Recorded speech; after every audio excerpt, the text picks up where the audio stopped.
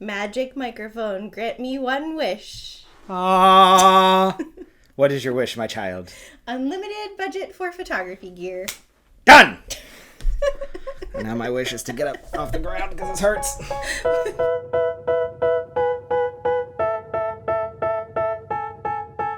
Without injury. That is a fantastic entrance. If you liked it, it was my idea. If you didn't, it was Don's. Okay, well, I'm pretty sure we can all guess. I have to take water now. I'm so tired.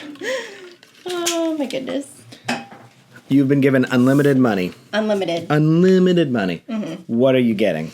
Okay, so we put together a little list. We did some thought. We did some thinking. We did something. We discussed it, but we didn't discuss it. Right. You just have a framework. And we're going to go through first camera and lenses. Correct. Then lighting. And then accessories. And then, like, truly, if this was unlimited, what else we would have. Yeah. Okay, you want to start? Is this tax-free? It doesn't matter. It's unlimited. Okay. What are the parameters? So we both shoot with Fuji cameras. So yes. I think it's pretty obvious that we would continue and start expanding. I know I'm going to say for both of us, I'm sure it's true, we would probably right off the bat get a GFX camera. Yes. 100%. And what's a GFX camera? Because I don't know. Well, I do know. It's still mirrorless. Still mirrorless. But it's medium format. Correct. So basically, like, the files are, what is it, like 100 megapixels? Megs, yeah. So you could capture every teeny tiny little detail. All of Dawn. Yes, all of it. They have, like, the GFX 100, then the GFX 102, and the GFX 100S. And I'll be very honest, since it's so far out of, like, my usual budget, I don't know which of those I would get. Other than that, the GFX 102 is the newest. Why not all of them? That's true. Because we're roughly looking at, like, the camera body is, what, 10,000? Just the body? I think 7 or 8 at least, yeah. That's not including any lenses. No, and you would need all new lenses because our lenses that we currently have are X-mount. Those are not compatible with the GFX. Yikes. Yeah. And they're not all primes? Aren't they all primes? I know a lot of them. I think most of them are primes. I don't think there's a lot of zoomies. Yeah. I mean, really, they're not, like, most ideal for events. They're more for, like, portraiture, commercial, fine art, landscape. If we had a studio. Oh, spoiler alert. Magic Genie. Shh. All right. What about, though, current, like, your X, to keep going with your X mount? Yeah. So I would obviously, because right now I have the XH2 and the XT5. Same. And I would just get more of them just to have backups. And like, my dream would be to, like, I'd have, like, a tool, like, you know, those toolboxes, and you would pull it out and it would be perfectly in foam, like, you know, 7 bodies, right? Right. Well, and every once in a while, I wish I had the same bodies, like, especially since I've been doing more video work. The sensors and, like, the guts are the same, but I can tell small differences between the two. Like, there's a slight difference in color, like color temperature and stuff. So even button placement sometimes. Yeah. It'd be nice to know, okay, they're both exactly right here. Yeah, and they do have small differences in, like, the way they save things or, like, the different options. So it would be nice to just have, like, 2 of each so that if I need them to match, they can match. Even with this podcast, like, we have 2 XH2s. We're filming this? And 1 XT5. And, like, time? the XT5 is kind of the oddball out sometimes. We still love you, XT5. Yeah. But then lenses, we both have the 16 to 55. Yeah. And the 50 to 140. I would still call it 70 to 200. Yeah. I don't care. Because our cameras are crop sensor, the lenses. So, like, the 16 to 55 is like a 24 to 70. The 50 to 140 is like a 70 to 200. The 56 is an 85. Right. So, those are the only 2 Fuji. Nope, I take that back. I also have the 18 to 55 kit lens from so Fuji. do I. And I have the 16 to 80 f4. But I rarely, that's just like a backup at this point. Because I don't like having, like, even though I normally shoot above f4, I like shooting, like, several f-stops above the minimum aperture for better sharpness. And so, like, I don't like being all the way at the lowest end of that. But when I need to be able to zoom in and be wide very quickly, it's good to have. and I also have an 85. But Oh, you have a Fuji? yeah, I have two 56s actually. I have the one, is it a 1.2? And then I have a 1.8 as well. And that 1.8 is what I have the extension ring on, the macro extension, which becomes my defaulto macro lens. So I have Viltrox 23, 56, and 85, which is like the 23 is like a 35 millimeter. Then the Like 56 is like an 85. And then the 85 millimeter is like a 120. Yeah. Because when I was just using Fuji for fun, I was just getting like Viltrox primes to kind of build out my kit a little bit. So I would want Fuji versions of those.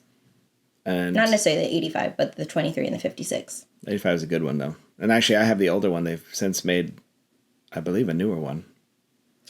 A 56. I mean the 85 millimeter, which is the equivalent to the 120. I would get the 90 millimeter f2 if I were going to get a long prime like that, which is like a 135.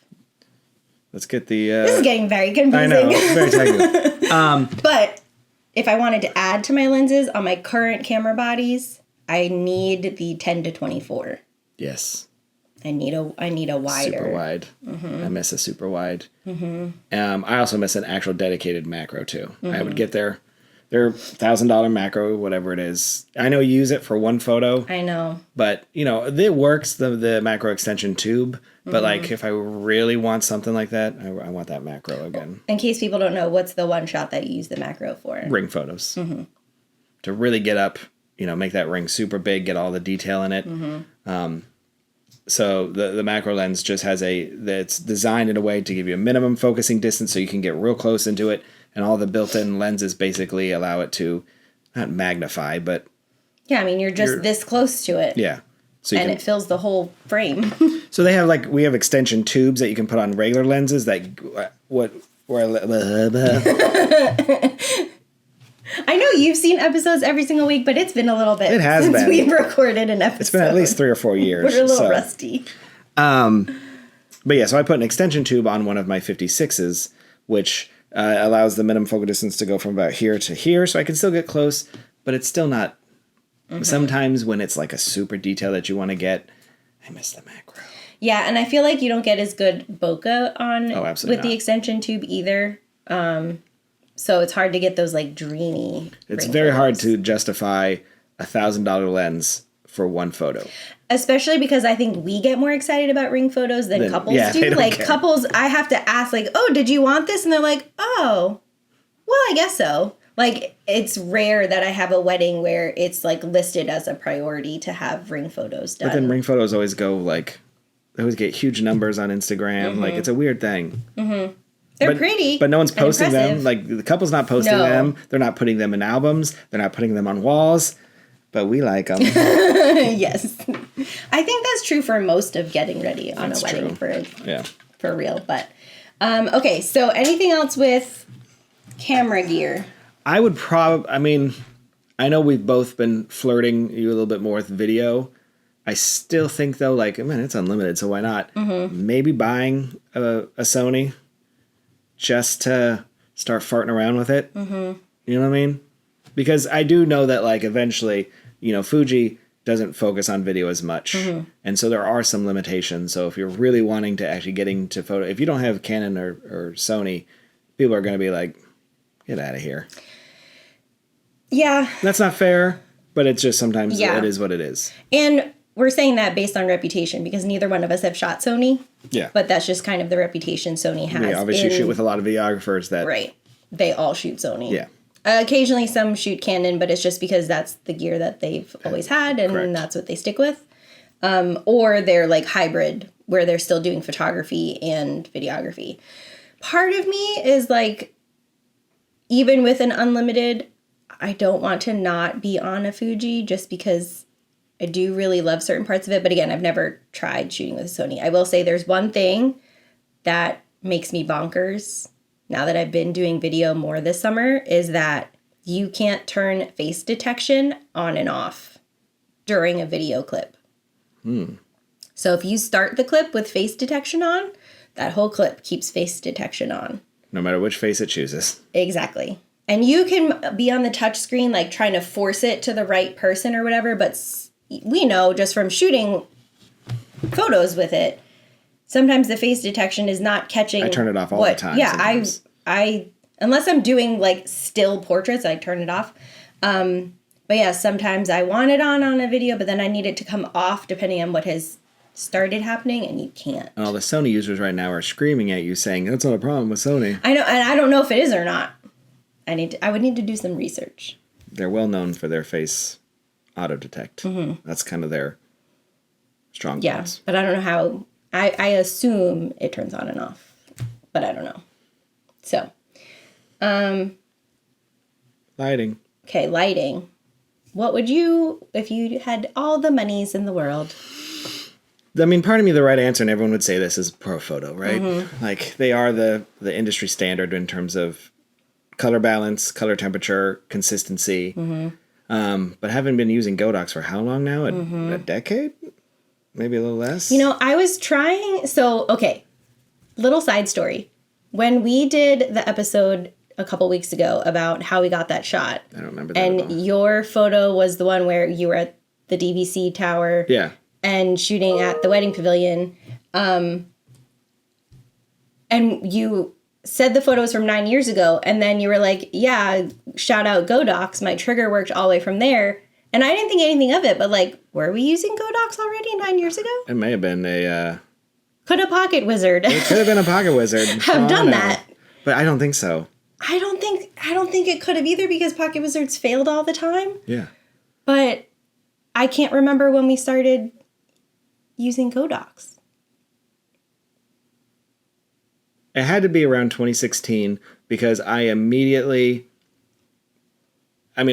getting MagMod the January of 2016 at PPA. Okay, and we never used MagMod with Pocket Wizards. No. It was always on Godox. Yeah. So I remember specifically because we went to PPA in was it January. I don't think. Did you go to? Yeah, you went there. No, I didn't go to that one. I went to WPPI. Courtney was there. Yeah. Stephanie. Are you sure? Yeah. It wasn't whatever. Shout out all the people I just said.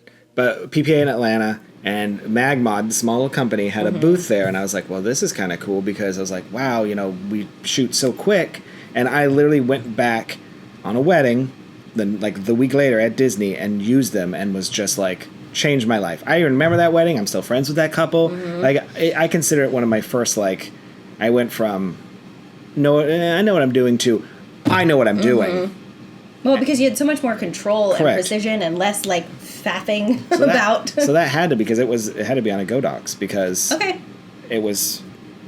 Well, what did we use for like Q flashes? Like, you're not putting. No, MagMods or we on had those. speed lights with Pocket Wizard, like Nikon speed lights with the Pocket Wizards, or Alien Bees with Pocket Wizards. Yeah, so no, it probably was Godox. Could you imagine if Chris was like all the way at the wedding pavilion with them with an Alien Bee with a Pocket Wizard strapped to it and the battery hanging from the light stand? Swinging. My God. So anyway. Okay, so sorry, yes. Sorry for the tangent. And that photo was taken long after 2016, I know that. Well, 9 years ago. 9 years ago, yeah. Yeah. Okay. So, anyways. So I said yes, would I probably get pro photos? And I probably would, just to have, because it may help later on. But would I actually just enhance my Godox? I think a lot of this you're going to find is we're just going to make our current lot bigger, just so we have more to like. Yeah. If I need 6 8200s from Godox, I'm going to pull over in my drawer. I have this drawer fantasy where it's like, ever seen like an assassin pulls out his guns and they're all like perfectly labeled? That's what I see in my head, but with cameras and lenses and lights. So yeah, I think you're right. At the end of the day, it'd probably be still more Godox. Yeah. But we definitely need to flesh out our power, like our different levels. Yeah, so right now I have speed lights, various. I have a V1, I have the 865 V3, I think. I have two 200s. I might have a third one in a backup cabinet somewhere. I had 3, but one broke. And then I have an original 600, 8600. So I don't have pros of anything. No. I have the original 200s and the original 600. So here's the fantasy of like having more of the same light, because like depending on my setups, sometimes I need 3 lights, and so that means combining my different lights. Yeah. So, like, on a bar mitzvah, I've got a 600 and 2 200s. Or, I might have 2 200s and a speed light. So I just want more so that I can have them all match and the powers all match. We're both so comfortable with Godox, too. Like, I know exactly what the power looks like at what setting. I throw in a photo and a Pro Photo one now, even those A1s or whatever that are portable, I would be fumbling and stumbling. And the other thing with the Pro Photo, too, is it measures it from, like, 0 to 10 instead of, like, half fractions of power. And so it would take me a while to figure out what that means. The other thing, too, is there's something to be said for having less expensive gear and, like, being a bit more daring. Because we beat the shit out of it. We do. I mean, we put them through all sorts of elements. They crash to the floor all the time. Like, they get rained on, and we rained on all the time. Suck it up. Yeah, so there's something to be said for that because, like, I don't baby any of my gear. No. I mean, it kind of follows through, like, same thing in my life with, like, jewelry. Like, I'm not going to get nice jewelry and then not wear it all the time. Like, so it's kind of, like, the same philosophy. Mm-hmm. So I don't want to be you have nice scared. jewelry? I don't want to be scared to use my gear the way that I already use it. So there's something to be said for that. But I would need more 200s. For sure. I would want to upgrade my 600 probably to the Pro. And then because my 600, like, it has its moments. Well, there's that weird balance between 200s give you a lot of good power. Mm-hmm. Sometimes outside, being in Florida, 200's not enough. 600 is too much, too heavy. I don't want to lug that around. Or it's only good for the outside, and then you step inside, and they're like, well, crap, this is way too much power. Correct. I can light the entire room. So if there's only anything in between. If only there weren't multiple lights in between. So yeah, either a 300 or a 400, I would probably snag some of those too. And again, put them in a really cool case with foam. So when I pull it out, I just want a drawer. That's going to be my miscellaneous. A really cool drawer. like a tool chest. Yeah, that's exactly right. But don't get ahead of ourselves. Okay. Okay, so moving on to accessories. Accessories. Okay, so I am still rocking original mag mods.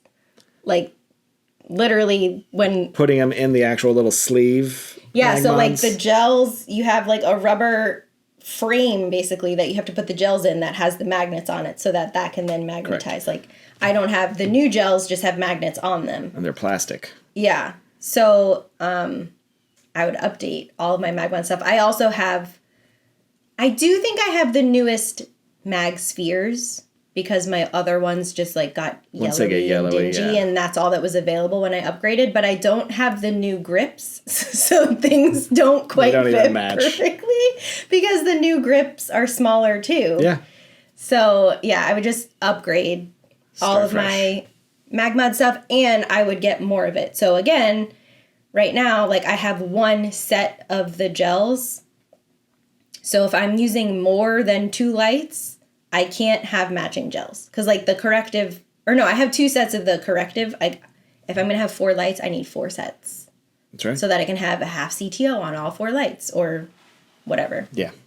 So enough to match all the lights that I have for my imaginary photo shoots that require. It's unlimited budget, yeah. Yeah.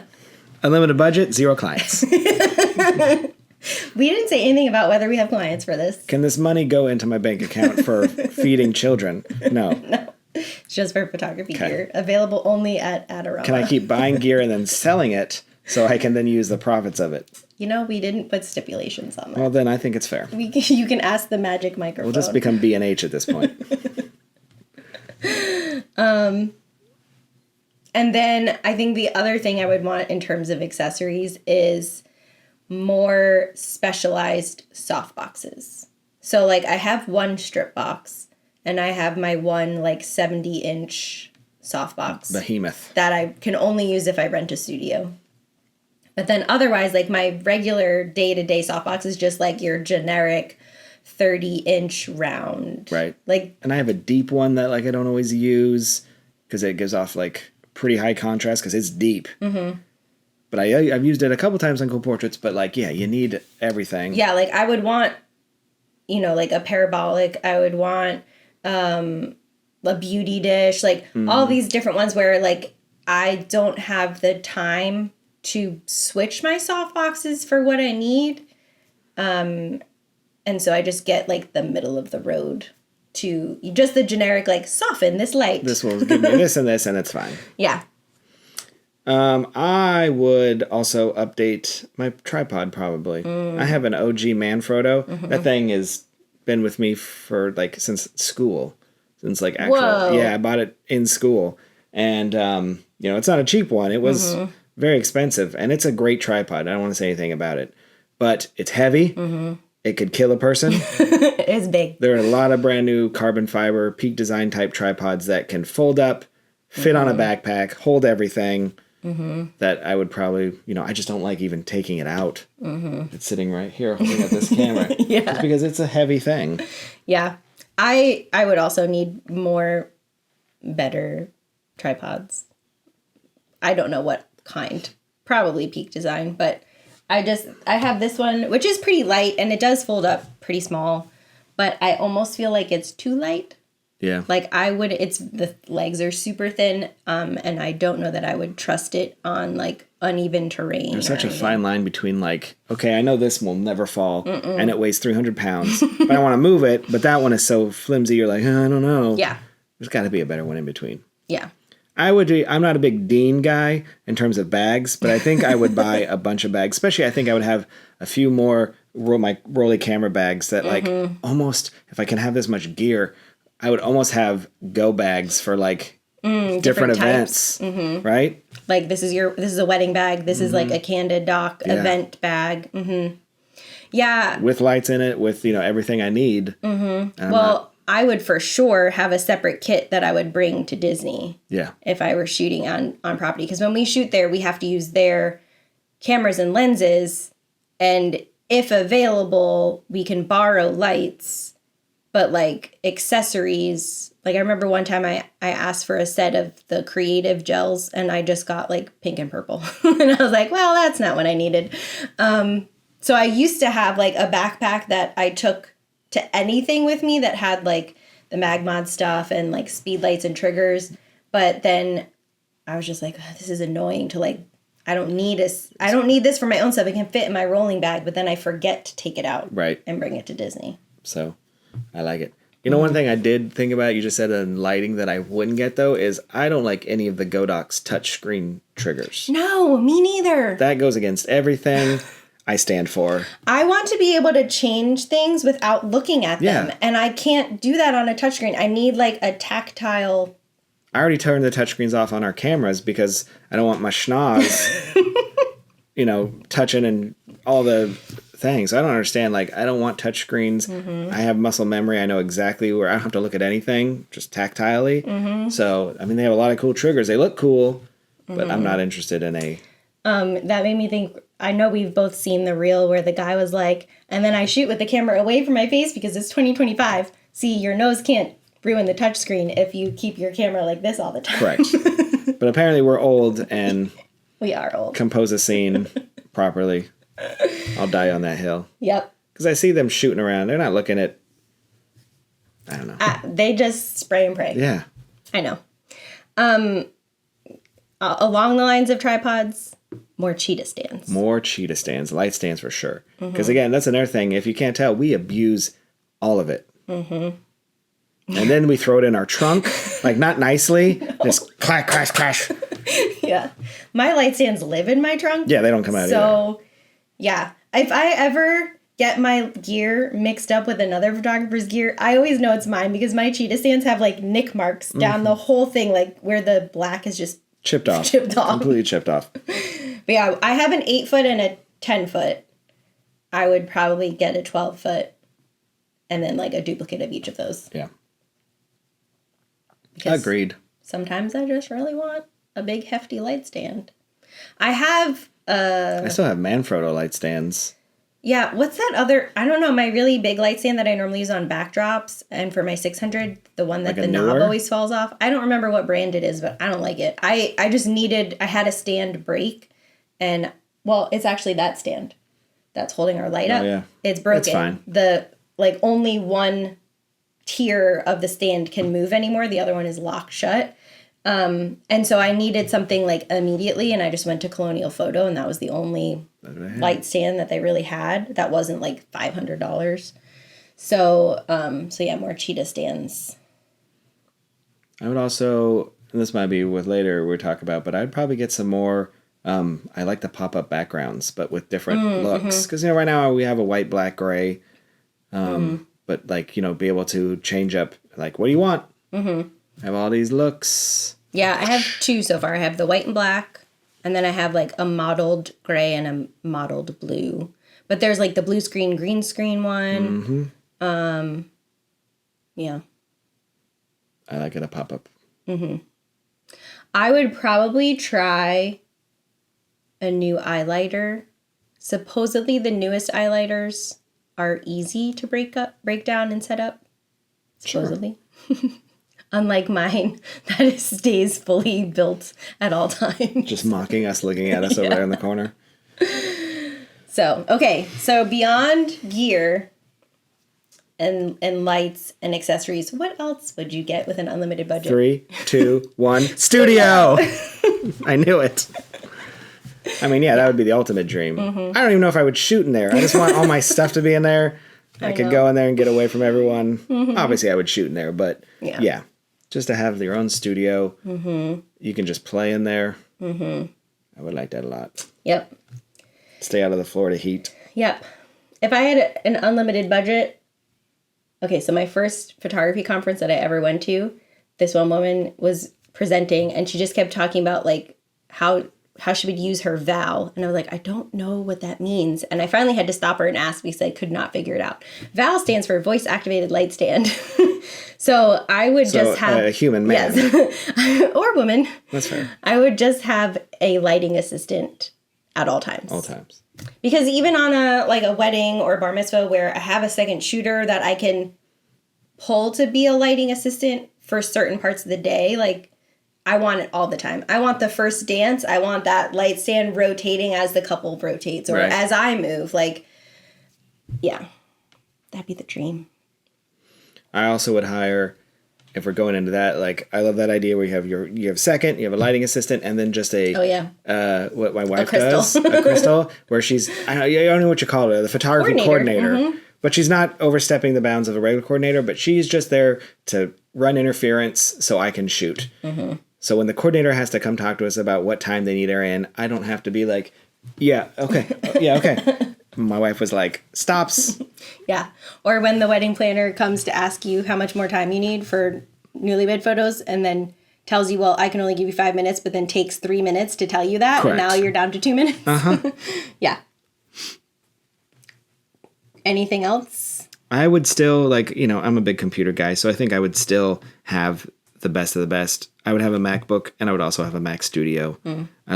Sometimes I just like being on a desktop, but sometimes I like being on the MacBook everywhere. So I'd probably still have both, and I would upgrade them.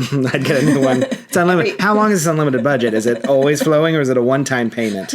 Is it a one-time down payment? Microphone. I don't know. I didn't see it. I was out, and apparently a genie appeared, so I wasn't a part of it. Asshole. Sorry for ruining the magic. Yeah. So yeah, I would definitely do that. And for me personally, I would also get a Synology. I don't have one yet. I mean, I'm probably going to get one anyway, but I'm saying that just happened today. Yeah, I'm buying. Yeah. And I'm buying a big one. Yeah. So it's essentially like a server. And I don't know all the details. Ryan is in charge of that. I just plug myself into it. But basically, I have duplicated drives in there. So I think I have 6 hard drives, like 3 drives with 3 duplicates, with an ungodly amount of storage. I mean, it might be 30 terabytes or 36 terabytes duplicated. And I can just access it, we can access it through our Wi-Fi, or I'll just plug into the server if I really need some fast transferring. Right. And yeah, it's just great because I know everything lives there. It's backed up twice. I don't have floating hard drives I have to track down anymore because they're 4 terabytes each. And if one dies, and the best thing is you just pull it out, Yeah. And put a new one in. Well, okay, now that we're talking about it, I just remember this. You can, with the Synology, have off-site backups. Yeah. So that's what I would do, is get a copy of my Synology at, like, my parents' house or Getting someone's a whole RAID house. system at this point. And no, they'd be at our studio. Yeah. So I'm paranoid. If I were to do this, I would not have it in the same city, because if we have a hurricane, like, I want it far enough away that it hopefully won't be affected by the same hurricane. Okay. As long as you're happy. Yeah.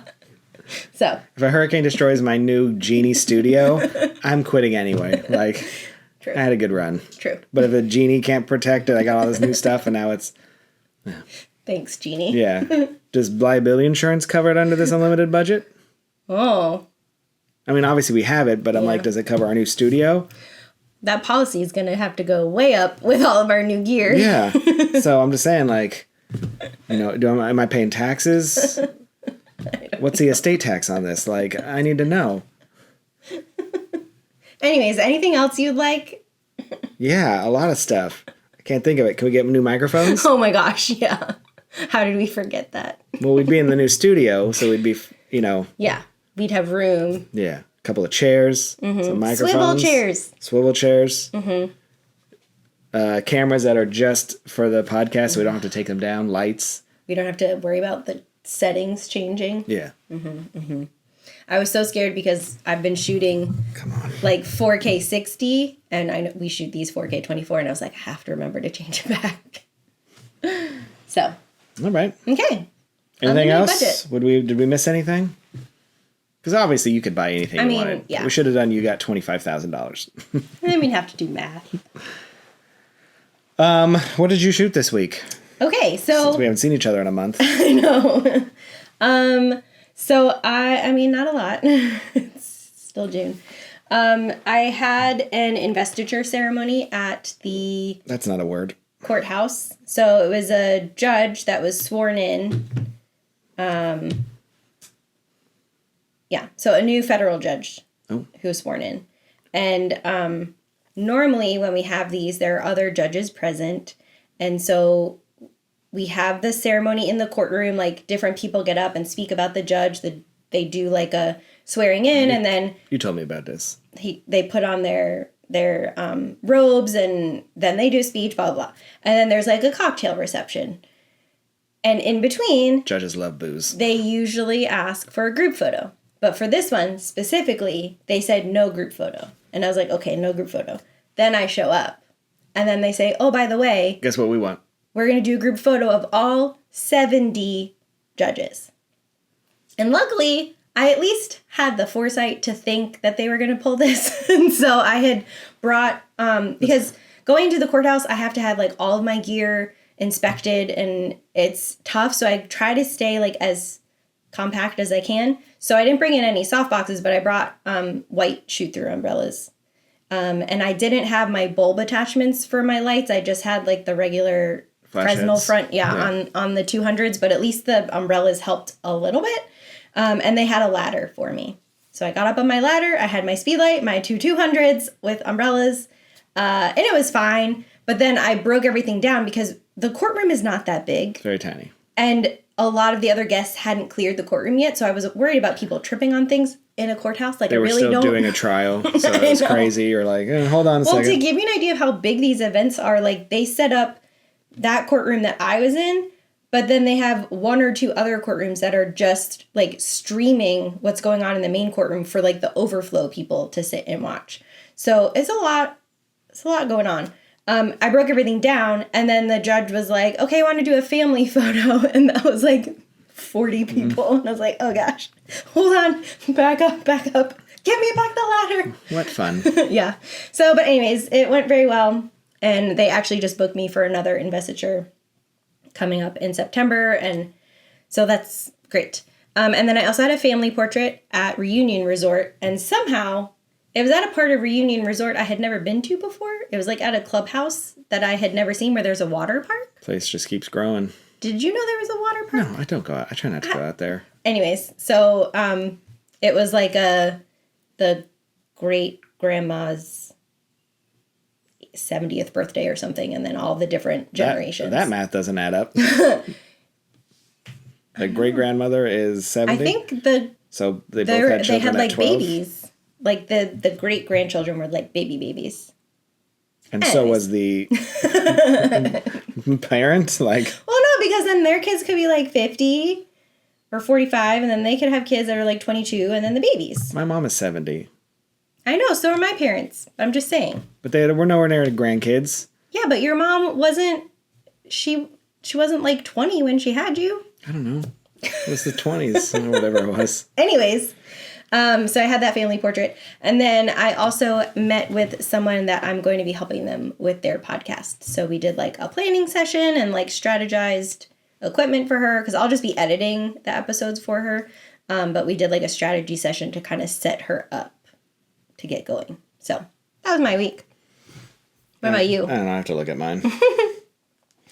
I think you had a much busier week than you were expecting. Out of nowhere. I had a headshot, a single headshot that I've done.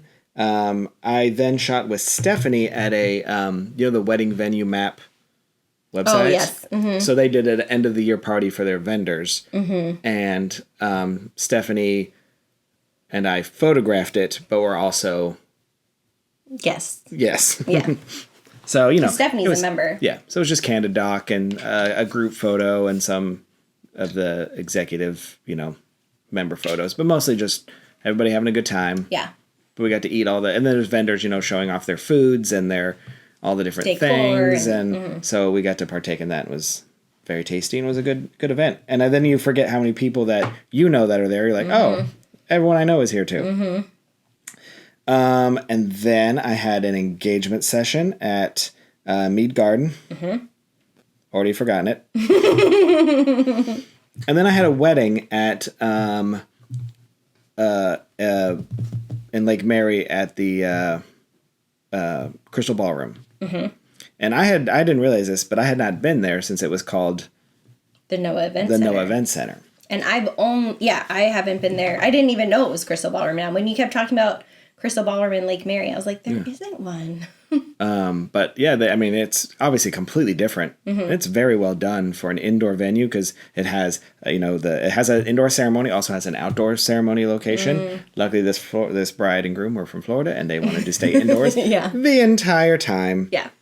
So they had married in there, cocktail hours in there, and then the other side of the building is the reception, and it's very pretty. Like a lot of uplighting, gorgeous chandeliers, big, table. I was pretty impressed for an indoor venue. Like, cool. Yeah. But it was nice. We went outside one time at sunset. Otherwise, they were like, "No outside, please." And I'm like, "You got it." Fine by me. 100%. And that was it. Cool. Nothing fancy. Just what's happening right now is I'll have one wedding, and then all of a sudden, you're getting these little weird headshot. Mm-hmm. Weird candid doc corporate event out of nowhere. Yeah. But they're not telling us months out. They're telling us days ahead of time. Yeah. I know. What a way to live. I'm getting the most bizarre inquiries. I don't even know how I'm getting them. I got one for product photos. Yeah. Okay.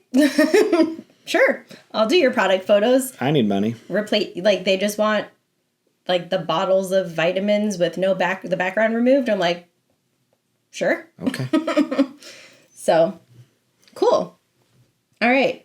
So our not photography corner, big surprise, it's going to be Disney related. Disney related. So, Test Track has been under a refurbishment for the third time, which I believe there is no other ride that has been completely gutted and redone 3 times ever. Because it was Crash Test Dummies. Mm-hmm. Then it was... When it was Crash Test, did you also design the car? No. No. Okay, so then it was the one where then it was Timu Tron.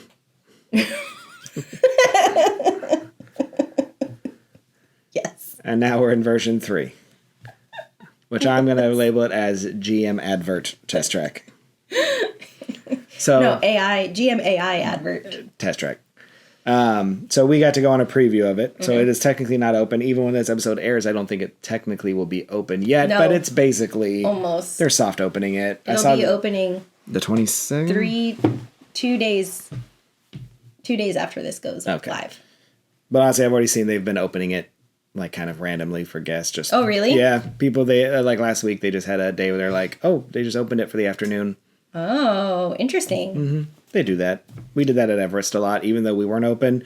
And we didn't really do annual passes previews. I don't think. I know we definitely didn't do DVC because it wasn't a big thing back then. But we had some previews lined up, cast. But a couple of days we were just like, hey, we're gonna open for 4 hours, just kind of see how well it runs. So we just open up the construction wall.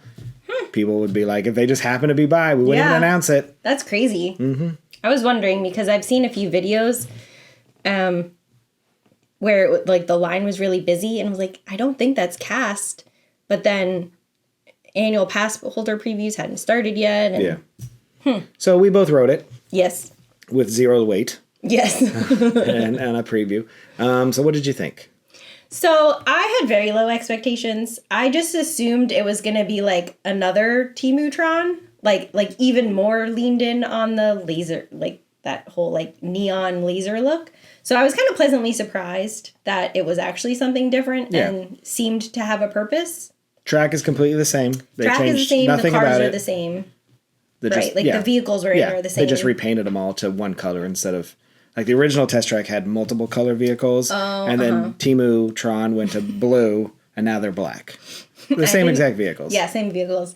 And when we're saying Temu-tron, we just mean it's all, like, it looks just like the Tron ride does. Yeah. But, less.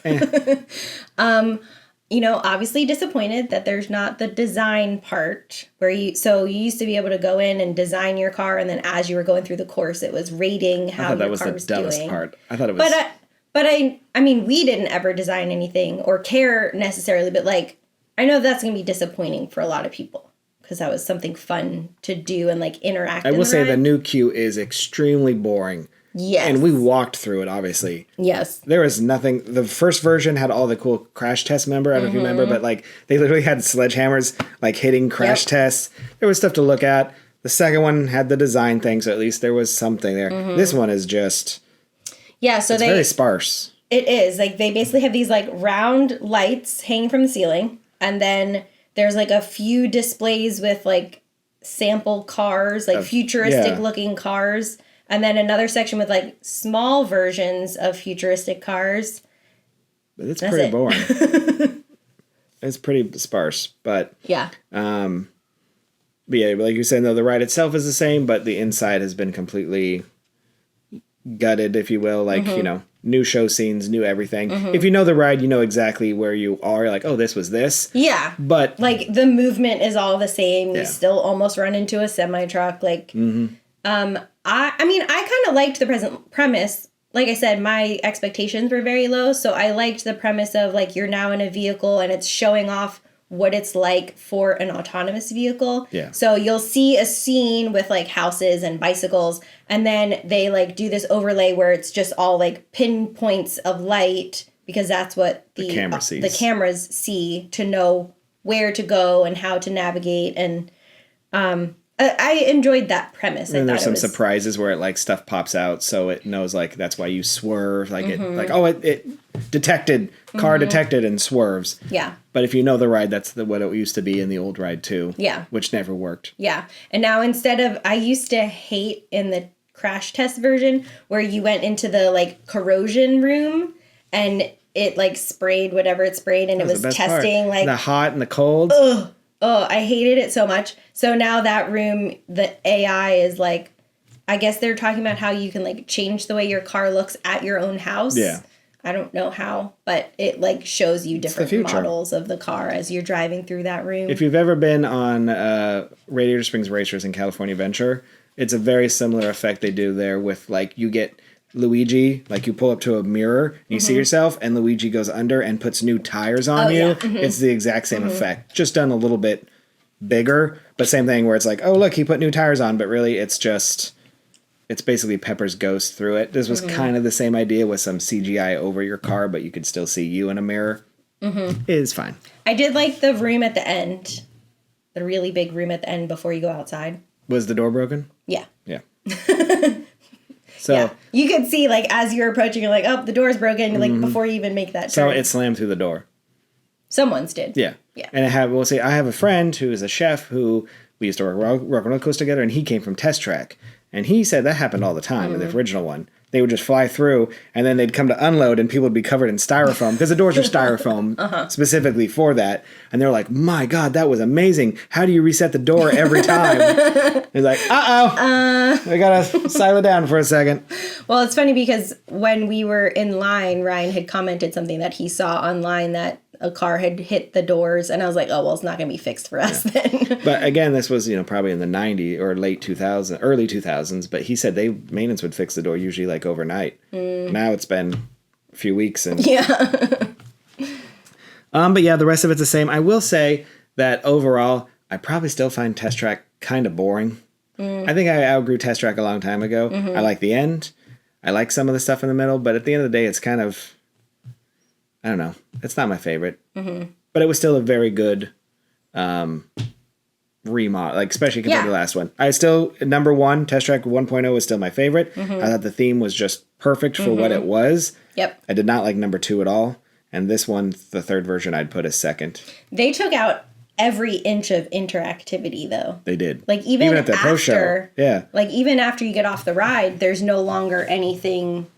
Nothing. To interact with. There's still the GM show with cars. Yeah. But it's very plain. Like you remember they used to have them like on turntables and like curtains. It is, the way I got off saying this is the most, it's always been an advert for GM. GM is sponsored from the beginning. Sure. Totally okay with it. But this is the most blatant. And I'm not saying necessarily that's a bad thing. It's just, this is a very GM.